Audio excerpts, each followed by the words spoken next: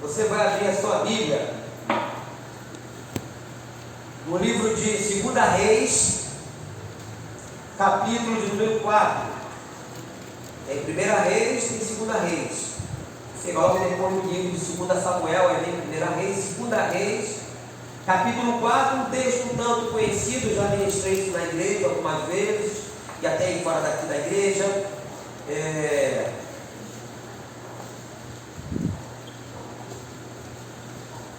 Antes de iniciar a leitura, eu quero, você que esteve aqui domingo e não me viu, estive na igreja, estava na igreja lá de São Fidélis, quando foi passado o comando da igreja lá de São Fidélis, o pastor Walter para a irmã, ou para o irmão pastor Rogério, Márcio me levou, fomos voltando no outro dia.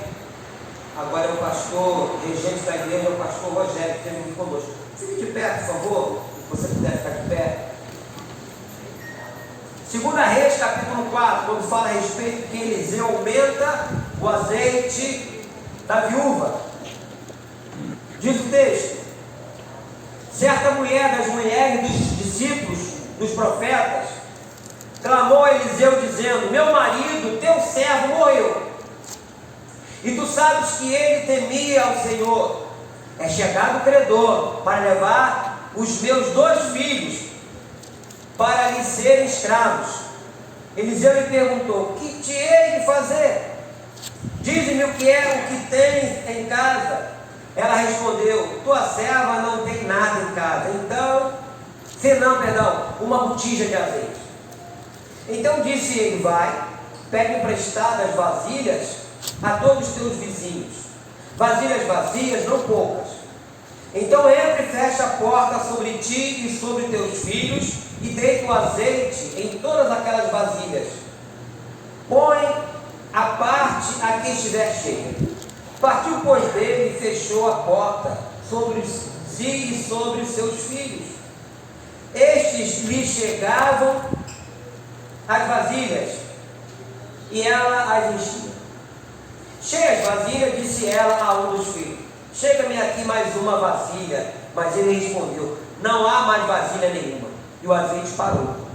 Então foi ela e fez saber ao homem de Deus, e ele disse: vai, vende o azeite e paga a tua dívida, e tu e teus filhos vivei do resto. Querido Deus, te louvo pela leitura da tua palavra. Muito obrigado, Deus, porque entendemos que a tua palavra para nós é um verdadeiro alimento. Fale aos nossos corações. Nos ajude, ó Deus amado, para que nenhuma dúvida venha parar sobre nós. E eu aqui, na qualidade de arauto do Senhor, peço também essa ajuda, que eu não acrescente nada e não tire nada do que está escrito, mas tudo que eu falar e fizer seja para a honra e glória do nome santo do nosso Senhor Jesus Cristo. Todo amém? Amém. Podem sentar. Eu quero dizer para você, independente do que esteja acontecendo no teu contexto familiar, que a família é alvo permanente de Deus. Por isso que nós temos visto nos últimos dias todo um movimento de querer denegrir a família. Eu digo a família tradicional: papai, mamãe, filhos, avós, tios. Antes de Deus separar o seu povo, de ter aquele povo escolhido, a primeira coisa que Deus providenciou foi uma família. Começa com Adão e Eva, depois seus filhos, assim vai. São as famílias, né? Multiplicando, se multiplicando. E Deus sempre se preocupa e sempre se preocupou com a família. Por mais que outros pensem diferente, porque de repente vive uma vida desregrada, uma vida completamente fora do contexto daquilo que Deus estabeleceu, e dá ruim, e como se Deus fosse culpado pelos nossos erros. E aqui nós vemos que nesse texto que nós vemos aqui, mostra como Deus vem em socorro da família quando tudo parece estar o quê? Perdido. E como é que nós vamos analisar isso nessa noite? A Bíblia não dá primeiramente o seu nome, o nome daquela senhora, a sua identidade, o seu grau de cultura. Tudo que sabemos é que se tratava de uma viúva com filhos. Mas nós podemos aprender, eu separei 3 tópicos aqui, que é enfrentando as adversidades, as lutas, os desafios. Começa logo aqui no primeiro versículo desse capítulo 4, que é a morte. Meu marido morreu. Meu marido morreu.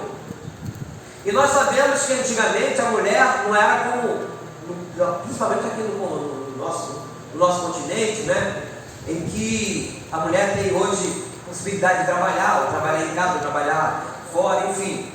E normalmente quando morre o chefe da casa, o marido, obviamente, se é um filho homem, ele vai tomar as providências, não é isso?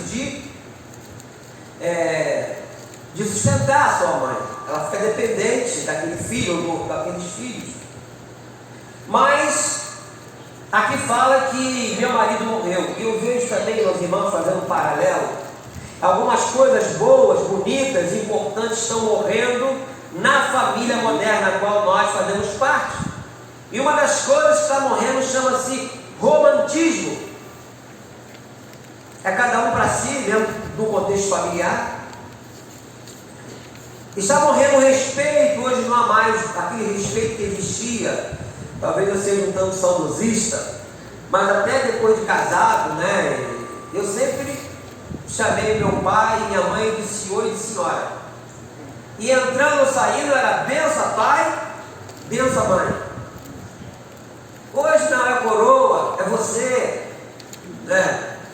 Acabou aquele respeito que nós tínhamos, né? E esse respeito existia com correção, não porque nós éramos obrigados a fazer isso.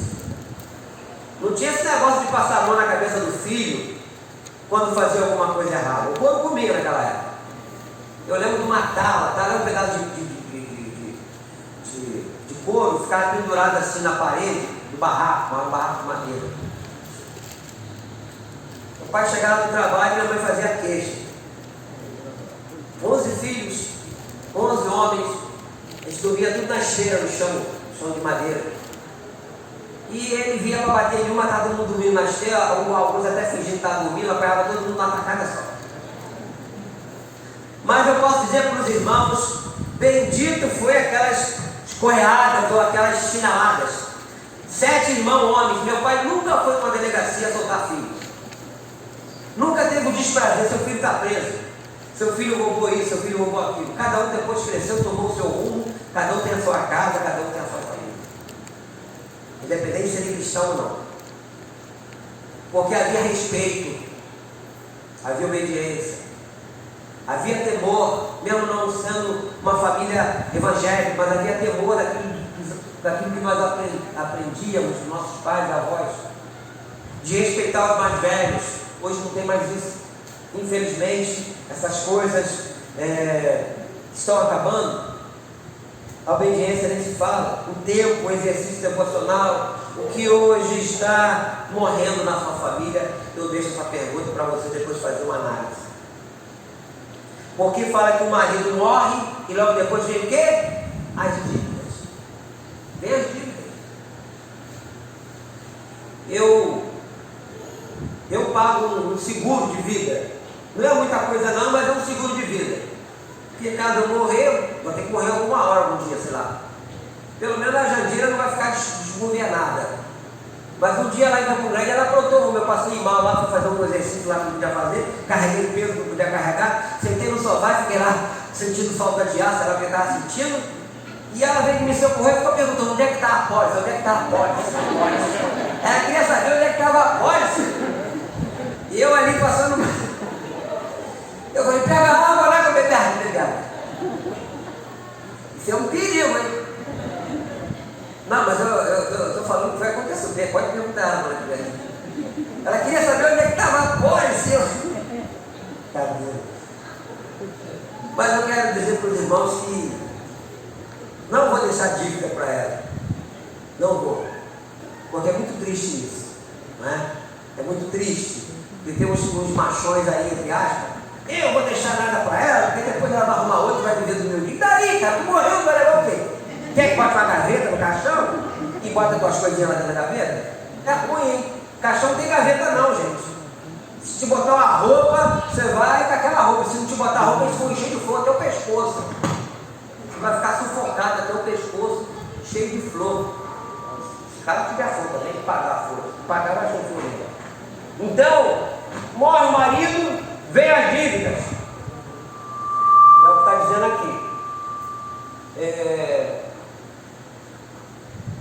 E a dívida é algo assim, no dia de hoje, muito ruim. Porque isso leva algumas pessoas até a fazerem investir. Eu estive lá passei lá para cá que eu tinha lá, na roça do senhor Nório. Aí ele falou assim, lembra daquele senhor que tem uma casa de ração lá em Itaiucara, às vezes quando eu ia lá comprar ração para peixe, para jogar lá do lado, para pescar e tal. O que aconteceu? Morreu um filho dele de Covid. 20 dias depois morreu a esposa de Covid.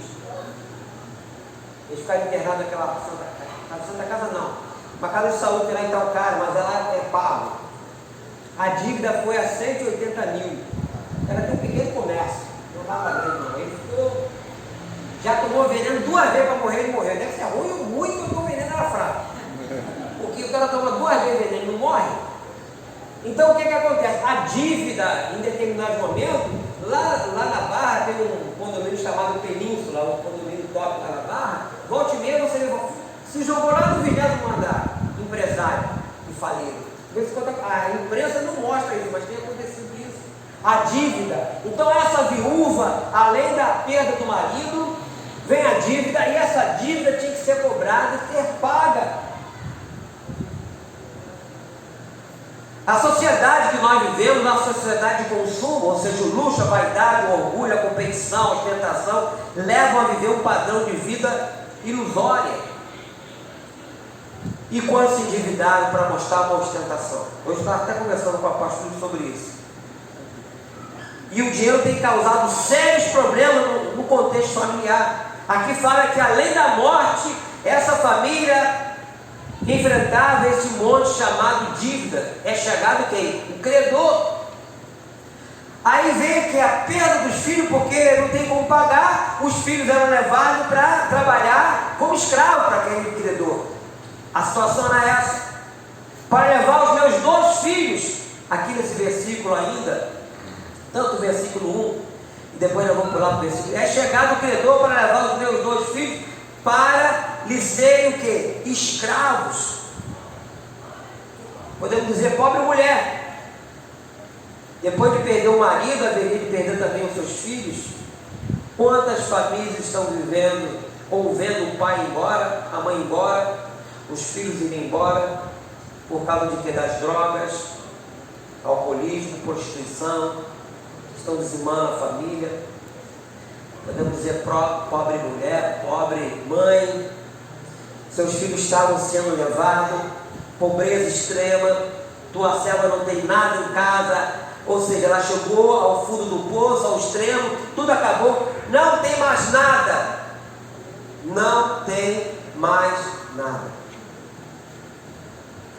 É aí que começa a mão de Deus, usando o profeta. Surge aqui, vamos dizer assim, a luz no fim do túnel. Porque no versículo 2 diz, Eliseu lhe perguntou, que te hei de fazer? Dize-me que é o que tens em casa. Ela respondeu, tua serva não tem nada em casa, senão uma botija de azeite. Você não sabe o que é uma botija, mas é desse tamanho. Uma botija. Não é um bujão, é uma botija. No versículo 3, então, essa palavra então, sempre há um então, e significa que Deus é nosso socorro, nosso livramento, nossa escape. Quando você vê todas as portas fechadas, é nessa hora que Deus envia um anjo.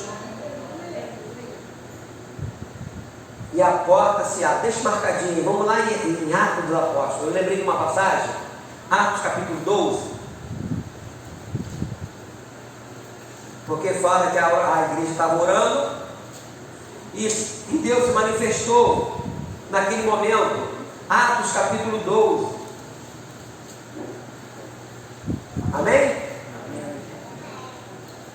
Depois nós vamos voltar lá para 2 Reis. Atos capítulo 12, quando Herodes persegue a Tiago e a Pedro. Diz assim: por aquele tempo mandou o rei Herodes prender alguns da igreja para os maltratar, fazendo passar a fio da espada a Tiago, irmão de João. Vendo o serviço agradável aos judeus, prosseguiu prendendo também a Pedro. E era o dia dos pães asmos. Tendo feito prender, lançou no cárcere, entregando a 4 escoltas de soldados, 16 homens, para vocês entenderem o que é isso, cada uma, para o guardarem, tensionando apresentá-lo ao povo depois da Páscoa. Pedro, pois, estava guardado no cárcere, olha só, mas, sempre o mais, né? Mas havia oração incessante a Deus, por parte da igreja, a favor dele. Quando Herodes estava para apresentá-lo, naquela mesma noite, Pedro dormia entre 2 soldados acorrentados, com 2 cadeias, e sentinelas à porta guardavam o cárcere. 16 homens guardavam aquele cárcere. Eis, porém, que sobreveio um anjo do Senhor, e uma luz iluminou a prisão. E tocando ele no lado de Pedro, o despertou, dizendo: levanta-te depressa. Então as cadeias caíram-lhe das mãos. Disse-lhe o anjo: cinge-te e calça as sandálias. E ele assim o fez. Disse-lhe mais: põe a capa e segue-me. Depois você leu o restante. Aquilo que parecia impossível, 16 soldados guardam do lado do outro, a cadeia fechada, acorrentado, acontece um milagre. A manifestação do poder de Deus na vida de Pedro, porque havia o que? Oração incessante. Por isso que eu continuo acreditando no poder da oração e que o tempo de milagre não acabou. Isso não abro mão disso. Como Deus vai fazer, a forma que Ele vai usar, eu não sei, mas eu creio. Da mesma forma que eu creio, e nós cremos que Deus está aqui. E se Ele está aqui, o mal tem que sair, amém? A forma que Ele vai usar, eu não sei. Eu não sei. Então Deus sempre age em situações extremas, como no caso de Jairo e da mulher com fluxo de sangue. Jairo foi falar com Jesus que a filha dele estava horrivelmente enferma, e ele falou: mas venha e põe as mãos sobre ele e ele viverá. Na caminhada que Jesus estava indo, a multidão atrás de Jesus, a mulher do fluxo de sangue, 12 anos, naquela hemorragia, gastou o dinheiro dela todo. E por tabela ele cura a mulher também. E vai na casa desse homem, a filha dele já havia morrido, e ele ressuscita aquela menina de 12 anos. Uma das coisas que eu sempre falei na igreja, e repito nessa noite, que é a incapacidade do ser humano é a oportunidade de Deus de agir. O Salmo 40 fala que Davi falando: esperei confiantemente pelo Senhor, e Ele me ouviu quando o quê? Clamei por socorro. No Salmo 40 você vai ver isso, que ele esperou confiantemente. Não é esperar desesperadamente, não é esperar angustiadamente, é esperar confiantemente. E ele continua: ele me tirou de um poço de perdição e de um tremedal de lama, e colocou meus pés sobre uma rocha, e nos meus lábios um novo cântico. Nós temos que esperar em Deus confiantemente. A própria fé que nós falamos, que nós professamos lá em Hebreus capítulo 11, é algo um tanto abstrato, mas é algo que acontece.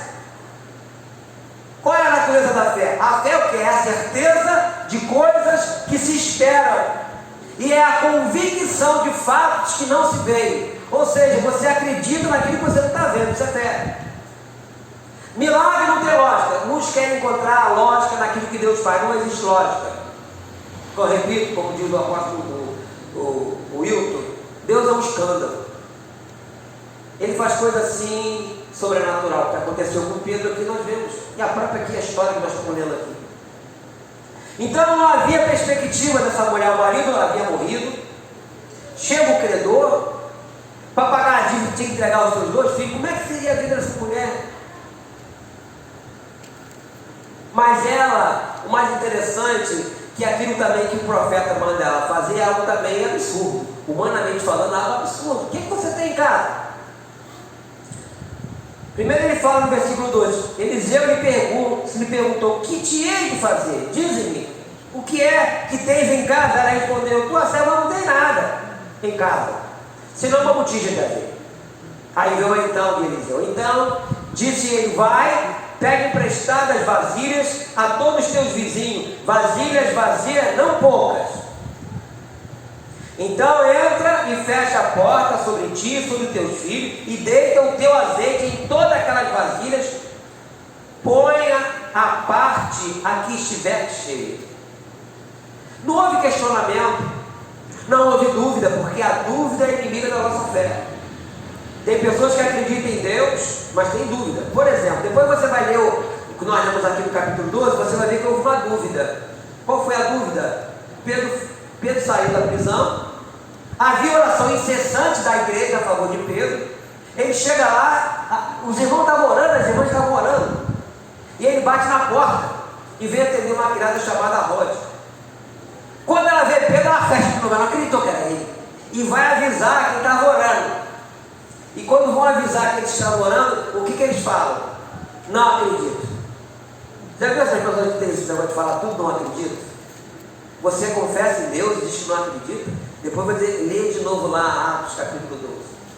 Eles não acreditavam naquilo que eles estavam orando, naquilo que eles estavam pedindo. Tem cristão assim, amados. Eu já contei uma história, vou contar de novo. Essa história é interessante, parece até uma história inventada, mas isso aconteceu. Isso aconteceu num país, nos Estados Unidos, mas num país no interior, né? Uma cidade do interior, que 90% da cidade era cristãos, né? Confessavam a Cristo. E de repente lá chegou uma pessoa, um empresário, e ele começou a construir uma adega, ou uma taberna, fogo. E a igreja ficou, os irmãos ficariam amorosos. Como é que é isso? Cidade calma, tranquila. Se vier uma adega, se vier um bar, alguma coisa desse sentido, vai acontecer, vai vir prostituição, vai vir, os alunos começar a beber de novo, enfim. E eles foram falar com o pastor, e o pastor colocou a igreja em oração. Vamos orar para que isso não venha nem ser inaugurado. E começaram a orar, e a obra continuou. Quando estava quase terminando a obra, deu um vendaval, que lá no Estados Unidos tem esse negócio, de quando não roda ruim, né? Tornado que fosse, e derrubou tudo. O proprietário, o empresário que estava construindo aquilo, sabendo que havia a oração que um pastor tinha pedido à igreja para orar contra a construção daquilo, entrou com uma ação na justiça, dizendo que a igreja era culpada do que tinha acontecido. E houve uma audiência do pastor da igreja com o empresário, e lá chegando, o pastor ficou falando: não tenho nada a ver com isso, nós não temos nada a ver com isso. Aí diz que o juiz falou o seguinte: antes do veredito, eu quero dizer uma coisa. O empresário, ele tem mais fé do que o Senhor e a sua igreja, porque o empresário acreditou que foi através da oração dos irmãos que causou todo aquele desastre, desabar. Mas o pastor ficou negando o tempo todo: não fomos nós, não temos nada a ver com isso. Vocês estão entendendo? Quando nós oramos e depositamos a nossa fé em Deus, nós temos que acreditar e crer que Ele vai até o fim, por mim e por você. Deus não desiste de nós. Nós que muitas das vezes desistimos de Deus, não queremos mais andar, caminhar com Ele. Aqui essa mulher, ela não questionou nada. Ela somente obedeceu aquilo que o profeta lhe havia pedido que fizesse. No versículo 5: partiu, pois, dele e fechou a porta sobre si e sobre seus filhos. Versículo 5: este lhe chegavam as vasilhas e elas enchiam. Foi enchendo. Cheia as vasilhas, disse ela a um dos filhos: chega-me aqui mais uma vasilha. Mas ele respondeu: não há mais vasilha nenhuma. E o azeite parou. Preste bem atenção aqui na leitura. O azeite não acabou, ele só parou. Por quê? Porque todas as vasilhas já estavam cheias. Então, quando essa mulher aqui pensava que tudo estava perdido, veio esse momento de alegria.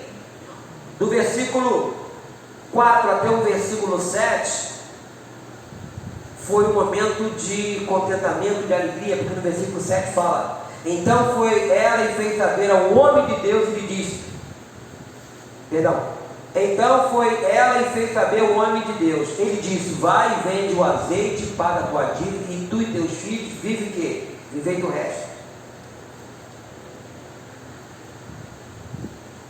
Muitas vasilhas vazias são providenciadas aqui, a partir do versículo 3, versículo 4.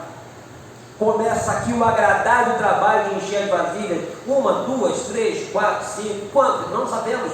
50, 60, 100, nós não sabemos quantas vasilhas. Eram muitas vasilhas.